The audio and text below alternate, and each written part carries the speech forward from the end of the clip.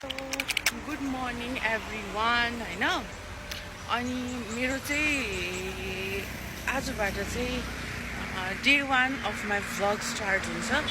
त्यो चाहिँ मैले रुबिना नकर्मी सिस्टरबाट नै आज कपी गरेको। उहाँहरू पनि डे 1देखि अब मर्निङ वक जाने भनेर उहाँहरूले भ्लग सुरु गर्ने भनेर भिडियो राख्नु भएको थियो। उहाँहरूलाई देखेर म पनि इन्सपायर भएँ होइन। तर रुबिना आफ्नो हस्बेन्ड आयुष श्रेष्ठसँग हुनुहुन्छ। तर मेरो हस्बेन्ड डिकेन महर्जन चाहिँ हुनुहुन्न। उहाँ चाहिँ एकदम लेजी हुनुहुन्छ। त हुनु त उहाँलाई खासै जिम मतलब मर्निङ वक जाने आवश्यकता छैन। तर उहाँको सट्टा चाहिँ मेरो ल हेर्नु त यहाँ को छ आएर भन्नु ल।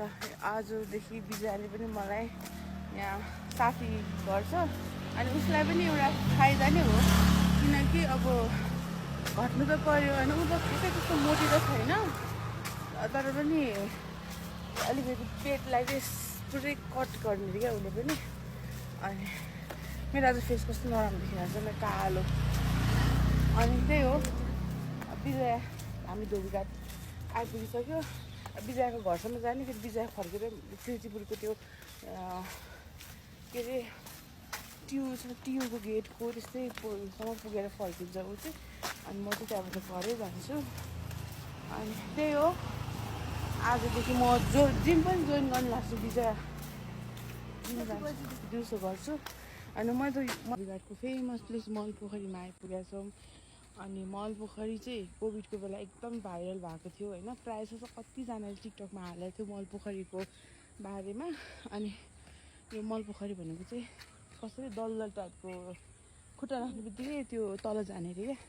मतलब यस्तो पुरै लच्किने क्या यस्तो यस्तो गर्ने होइन। यही हो त्यो ठाउँ चाहिँ होइन। तर अहिले चाहिँ त्यहाँ इन्सिडेन्ट भएको कारणले गर्दा मान्छेहरूलाई अहिले पुरै यो रेस्ट्रिक्टेड एरिया भएको छ क्या। यहाँ घटना भएको थियो क्या। मान्छे डुबेको के भएको थिएन, लडेको के भएको थिएन कि मरेकै थियो होइन के त्यस्तो। यहाँ यो चाहिँ उहाँकै घर एरियामा पर्छ। यो विजया मैयाको यता यहाँ पनि आज पुरै टिटिक्क परेर हिरोइन भएर आएको छ। ल हामी यहाँबाट फर्क्यौँ है। अब यहाँबाट फर्क्यौँ। अनि त्यो अब हामी फर्केर किर्तिपुरको वेमा जाउँ अनि त्यहाँबाट घर फर्केँ होइन। गाइज म फर्किँदैछु। हेर्नु न कस्तो घाम लागेको। विजया पनि त्यहाँ मेरो घर चाहिँ पर्छ किर्तिपुर टाढोमा। सामान किनेर ल्याएको होइन। मेरो फेस हेर्नु नि ल। हेर्नु घाम कस्तो छ। यतिकै त अनुहार कालो। ल यत्रो सामान किनेर ल्याइरहेको छु ग्रोसरिजहरू। अब घर पुगेर म आउँछु है। By by. हेलो गाइज म चाहिँ आएर फ्रेस भएँ होइन। फ्रेस भएर खानासाना बनाएँ। अनि म मेरो लागि ब्ल्याक टी बनाउँदैछु विदाउट सुगर हेर्नु है। ब्ल्याक टी फर मी किनकि मैले मिल्क पनि स्किप गर्न थालिसकेको छु। ओ माई गड त्यो पाखा है गाइज। म थाकिसकेँ। त्यहाँ उकालो लगभग घर पुग्न आँटेको। अझै माथि जानुपर्ने। आज अर्ली इन द मर्निङ मैले आफ्नो मर्निङ वकबाट दिन सुरु गरेँ। तर आज हेर्नु न कति धेरै अर्डर्स आयो मेरो स्टोरमा होइन।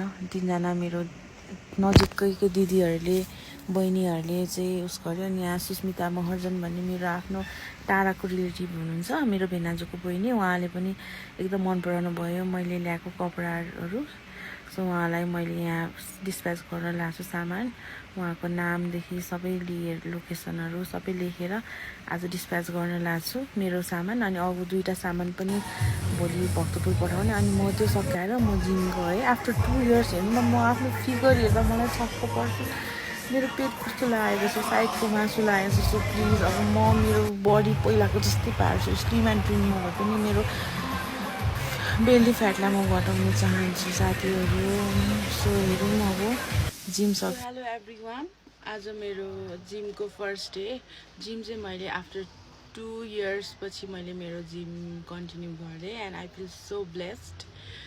एन्ड मलाई त्यो हिजोदेखि नै जिम आज कहिले जाने भनेर म भित्रभित्र नि एक्साइटेड थिएँ होइन and yes the first day was very much good होइन आज म मर्निङ वक पनि गएँ जिम पनि गएँ आज डे 1 अफ माई ब्लग होइन युट्युबमा बिस्तारै आउँछ होइन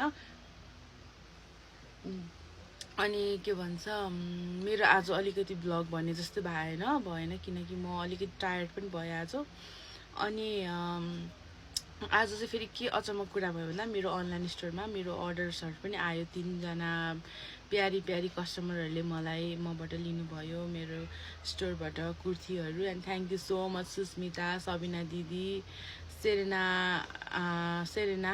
सेरेनले पनि अब लिन आँटेछ अनि त्यही हो अनि आई फिल सो ब्लेस्ड होइन सो ह्याप्पी वेडनेसडे होइन अब भोलि पनि मेरो सेकेन्ड डेको ब्लग चाहिँ एकदम म पुरै तयारीको साथमा आउँछु होइन सो अहिलेको लागि I am very much tired so good night everyone हुनु त अहिले पछि सुत्ने हो तर अहिले चाहिँ म ब्ल्याक कफी खाँदैछु literally I am so much हुन्छ नि हङ्ग्री क्या अर्को भाषामा के भन्छ भन्दाखेरि